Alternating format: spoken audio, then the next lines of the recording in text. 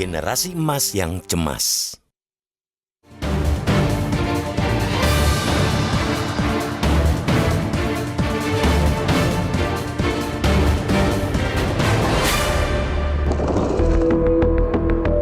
Hampir 10 juta penduduk generasi Z di tanah air tidak memiliki kegiatan saat ini. Mereka tidak sedang menjalani proses pendidikan, bekerja, ataupun pelatihan.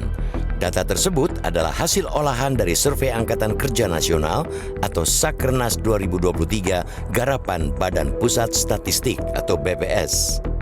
Sebanyak 9,89 juta anak muda di tanah air yang berusia 15-24 tahun dan semestinya sedang berada di masa produktif justru berada di golongan Not in Education, Employment, and Training atau NEET.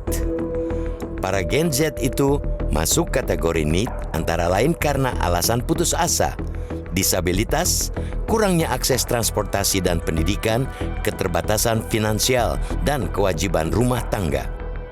Selain itu, kegiatan domestik juga menjadi alasan bagi Gen Z perempuan tidak bisa produktif. Padahal, 21 tahun lagi mereka adalah generasi penentu masa depan bangsa. Karena bertepatan pada 1 abad kemerdekaan Republik Indonesia ini, usia mereka berada di rentang 36 sampai 45 tahun.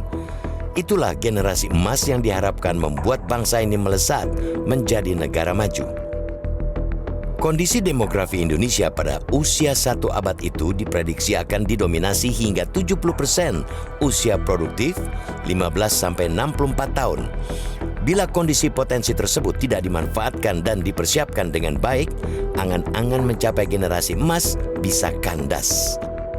Bahkan, bukan tak mungkin, kondisi itu justru memberi dampak buruk, terutama akibat menggunungnya masalah sosial seperti kemiskinan, kesehatan yang rendah, pengangguran, dan tingkat kriminalitas yang tinggi.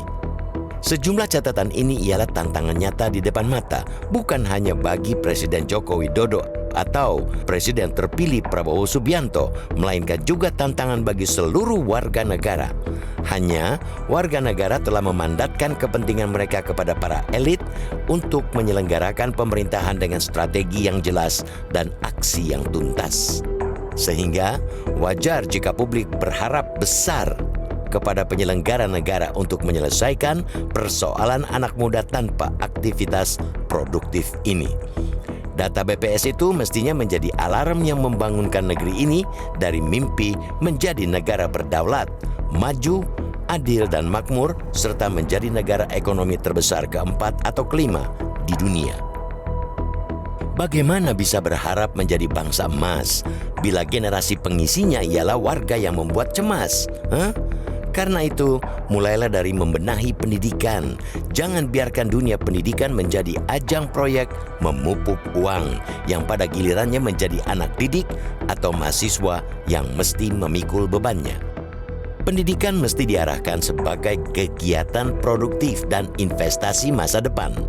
Cara pandang bahwa pendidikan membebani anggaran mesti dibuang jauh-jauh, sebab hanya dengan mengembalikan pendidikan kepada substansinya, negeri ini akan mampu meraih nilai tambah secara ekonomi. Cara pandang bahwa pendidikan ialah investasi, bukanlah beban, mesti sudah dibereskan dari hulu, yakni dari pembuat kebijakan. Sayangnya, ketika masih menyaksikan cara pandang sebaliknya dari pemangku kebijakan, misalnya memandang pendidikan tinggi bukan sebagai kebutuhan primer, melainkan tersier. Karena itu, bila kita hendak meraih masa depan dan membereskan 10 juta generasi Z yang tidak produktif itu, jangan ragu untuk berinvestasi dalam pendidikan demi menjamin masa depan bangsa. Supaya jangan sampai Indonesia emas menjadi sekadar jargon kosong tanpa pernah menjadi kenyataan.